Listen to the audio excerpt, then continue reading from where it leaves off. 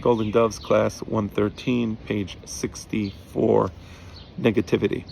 Right. So the title of this section is Freedom, Language, Negativity. We discuss the ideas of freedom. We discuss the ideas of language. What is negativity? Negativity, remarked Hegel, is the energy of thought of pure ego. So in Hegelian philosophy, so there's this, you're confronted with certain, let's say, realities, or let's say certain understanding of reality. Let's call that the thesis, as he does. So there's a certain thesis as to how things work. But then negativity means that you become aware of certain contradictions and certain things become inexplicable, right? So to dwell on the emptiness of contradictions, but it's not a passive emptiness. It's more of an active process where your mind now negates what it understood, right? And no, this is not just a negation of what the mind understood, but it's also a recognition of certain limitations in the ability of the mind to understand in the first place. That's negativity. So he says, this is negativity is the energy of thought of pure ego, because you only experience your ego, yourself, when you're willing to push out what you understood, because you realize that which you understood is incorrect, and or you realize that the mind is limited anyway. So what do I really understand? So it's at the moments where you negate your understanding that you, in a sense, become one with yourself, because all that's left is the ego, right? So this is the energy of thought, right? So the thought, the external world, do I really understand what this leaf is, right? The truth of the leaf, maybe the way I'm perceiving it is based on certain structures, that I'm imposing those structures upon this leaf, and therefore I see it the way I see it, and then I become aware of certain contradictions, and then I become more alone with myself. That's the energy of thought, right? The life of the mind, right? So negativity gives life to your mind, becomes this power by looking the negative in the face, which of course most people can't do. I mean, we're in such a low IQ society today, the United States, and I know this verges on the politics as I've been doing, but it's important to understand the intellectual level of discourse today is abysmal, right? So in a very intelligent society, of course we question what the authority tells us, but this is way beyond that. I mean, this is way beyond, like I'm talking here, my father or Hegel, in this specific case, is talking to a very intelligent audience, right? So looking the negative in the face and dwelling with it. Dwell with the negative. Dwell with the fact that you don't understand. Dwell with the fact that your mind is limited, right? And even when you think you understand, it's your mind that's telling you that you understand. But if your mind is limited, do you really understand, right? So you dwell with the negative, and that's what animates your ego. Freedom is intrinsic to absolute negativity.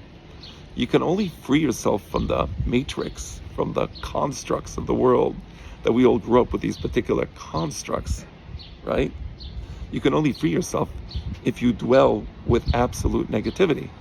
And then you say, how can I really view this, right? Werner Marx, for example, God, we all have notions of God, right? These notions of God that we have, in many senses, are imposed on us by society. But can our mind really understand God? And is what society telling us about God really correct? So you begin to negate certain notions, and then you kind of exist alone, because you realize, no, my mind can't really understand God. And perhaps my understanding of God does not in any way conform to what God really is, right? So we know God is a creator of the world, but beyond that, is there anything we really know about God? So dwell with the negative, right? That's freedom. Most people won't go with the negative. Most people are avadim hayinu lefaro b'misraim. And again, not to get into politics, the reason people become so offended when you go against the conventional thinking is because you're pointing out to people that they're slaves, and nobody wants to know that they're slaves, right? People just want to know that they're good citizens, of course, right? So again, going back to the COVID vaccines, it amazed me how people would get so offended when they found out that somebody else didn't take the vaccine. I knew somebody who couldn't take the vaccine for medical reasons, and people would get so offended. How could you not take the vaccine? Why? People don't want to face the contradictions. People don't want to face the negative. They don't want to live in that darkness where suddenly the conscious, the ego, has to deal with the darkness, right? So they become offended because people desire slavery. So we must punish those who seek freedom, right? But freedom is intrinsic to absolute negativity. It's only through absolute negativity that you can reach freedom.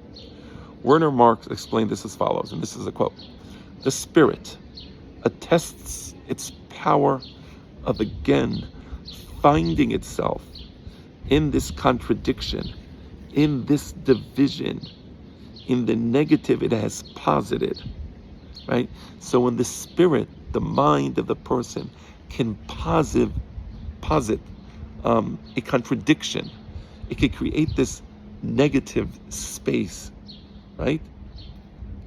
In this division, in the negative it has posited, and thus of again negating the latter. And then when you posit the negative, you come to a point where you have to negate the original negation.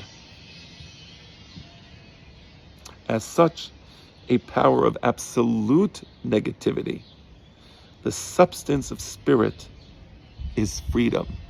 And when you reach absolute negativity, you realize that your mind really is limited, right? That ultimately, I have, let's say, whatever senses I have, I see, I hear, I smell, I touch, I feel, right? So I have certain senses, I taste. Those are very particular senses. So my perception of reality is actually a perception of my own senses, right? Maybe if I had different senses, I would perceive, well, not maybe, I would perceive differently. So I begin to negate everything. It's in the absolute negation, and only in the absolute negation, that one can reach freedom. That is non-dependence on another.